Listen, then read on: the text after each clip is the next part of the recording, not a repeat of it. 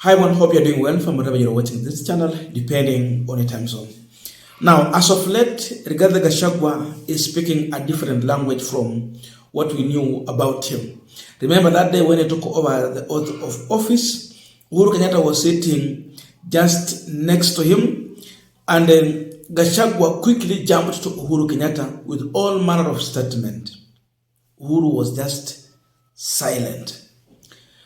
And we know all the abuses have come in, intimidation, invading of the Northland, cutting down trees, taking away the dope sheep and all those things. Of course, Gachagua was trying by every means to stamp his authority in Mount Kenya region politics. So in his formula, he thought by bringing Uhuru Kenyatta down, it is when he will go up. But the unexpected happened. It seems Gachagua is learning that by bringing Uhuru Kenyatta down, it also make him to go more low. So, as of late, Gachagua is begging for forgiveness from Uhuru Kenyatta. Today he's calling him our son. And when he was in Madeira, he's just still in his home county. This is what he said in a public rally.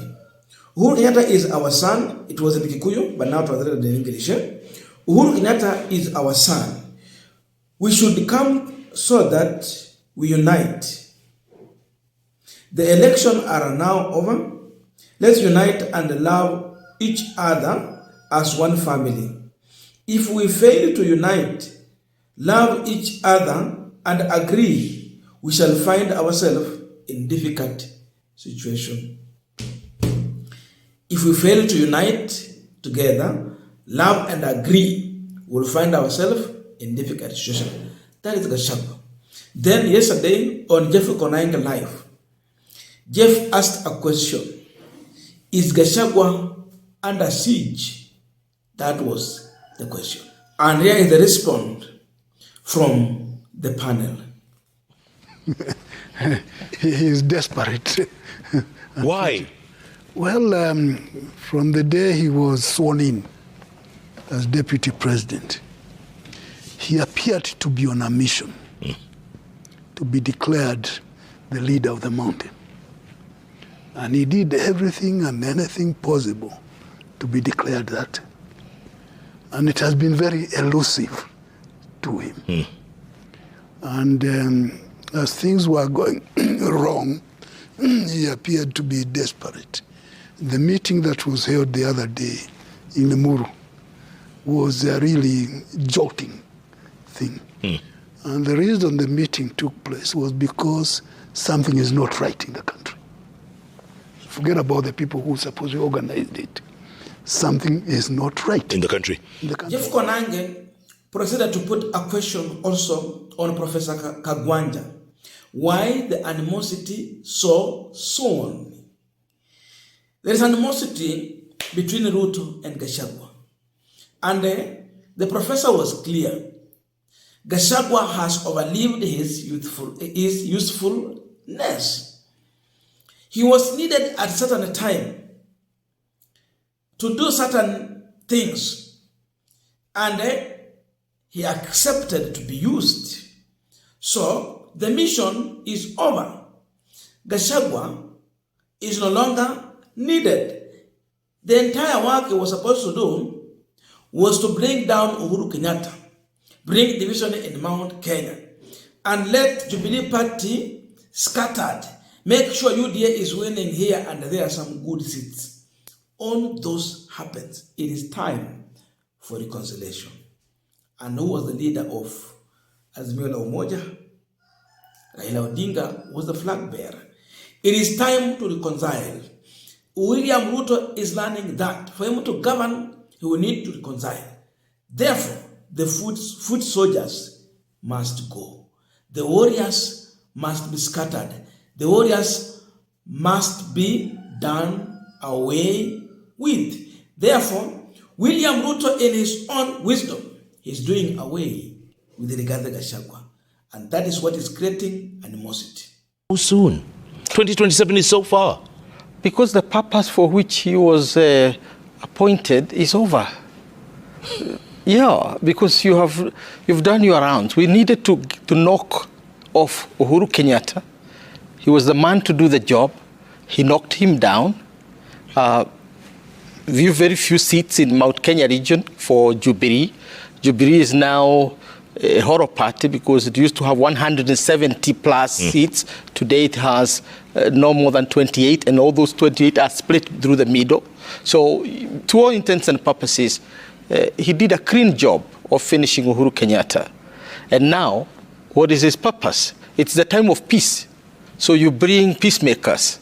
And in the process, then the warriors have to exit. Prof, has he outlived his use already? Is that what you guys are saying? It looks it. Actually, a number of people warned him, or tried to warn him, that you're not going to last this thing. And of course, there was that talk. Raila and Ruto are going to get together. And he refused to listen. He said, these things are going to happen. And that's when he kept on saying, what? I'll put some traps around the State House, so nothing can happen. And what happened to the traps? I think, whether rightly or wrongly, he's been accused of not listening. And that's the bane of a lot of politicians. They don't listen. They don't listen. If I were Uhuru Kenyatta, I would not trust him. That's me. Thank God I'm not him. I wouldn't trust him because he rushed so early to dismantle and burn the bridges without probably having considered that we have got 5 years to go, and the unity of Mount Kenya is important because Uhuru Muigai Kenyatta is still Mount Kenya. I come from his county, Kiambu.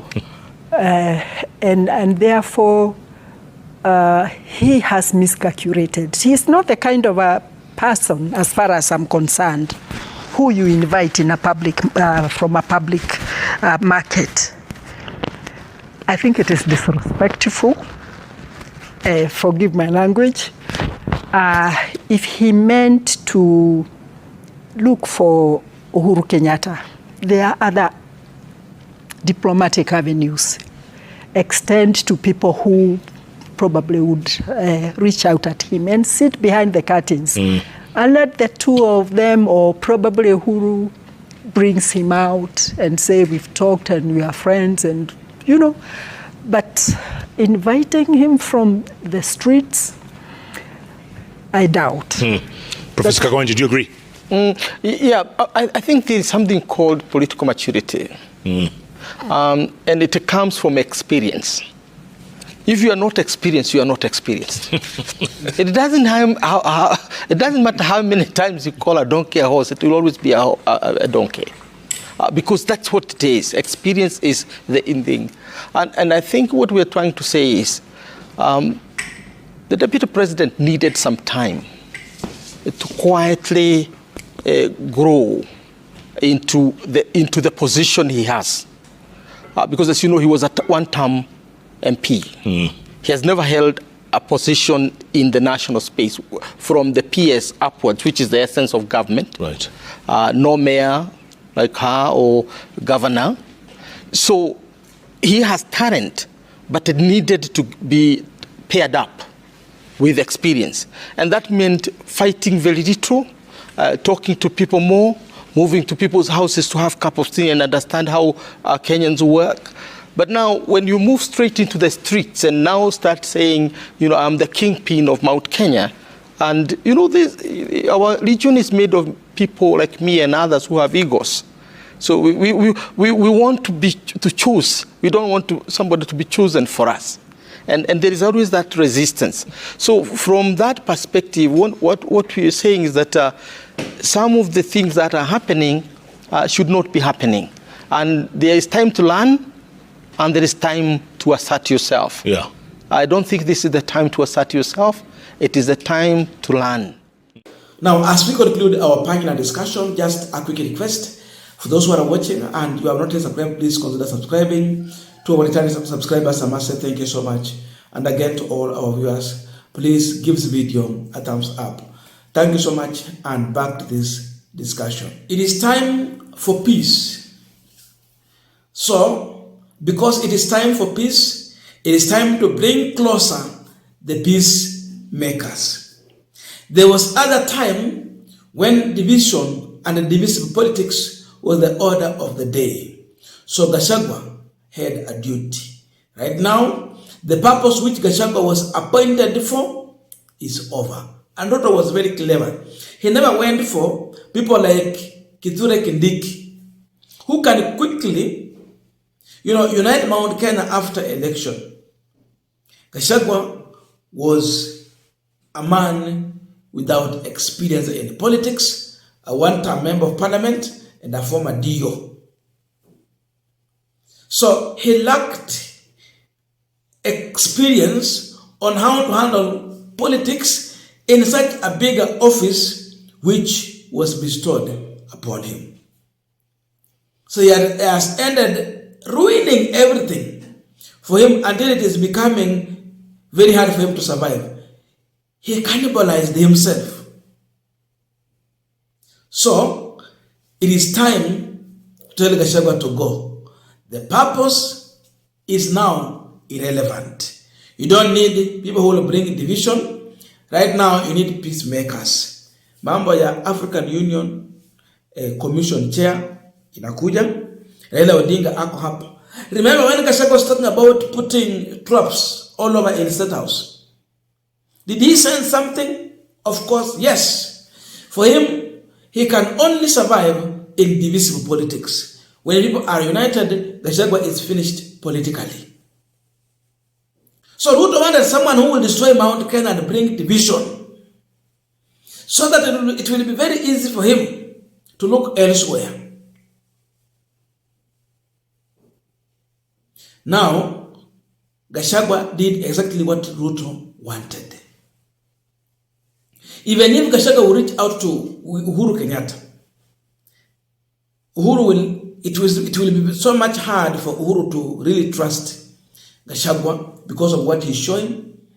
And he's looking for Uhuru Kenyatta simply because he has been chased from Kenya Kwanza. So he's going there because he has problems, not because he wants to help Uhuru Kenyatta to sort out his problems. So for Gachagua, Uhuru Kenyatta will look at Gachagua in the same way he look at William Ruto. It's no difference. So it is too late. Gachagua messed himself, and now he is coming when it is too late. What if they were just very well with William Ruto and working together? Will Gachagua look for Uhuru Kenyatta? The answer is no. Will he defend Uhuru Kenyatta? The answer is no. Today is saying that our son and everyone should come together. Therefore, Gachagua is one man under siege. His space is being taken over by other individuals. It is time for peace, and therefore peacemakers are more needed, and the other troops must be shown doors. Therefore, this panel is concluding that Gachagua has been shown doors, and the other team of peacemakers are now taking over the center stage. I don't know your views. Let us know in the comment section to continue with this discussion. Thank you so much, and see you in our next video.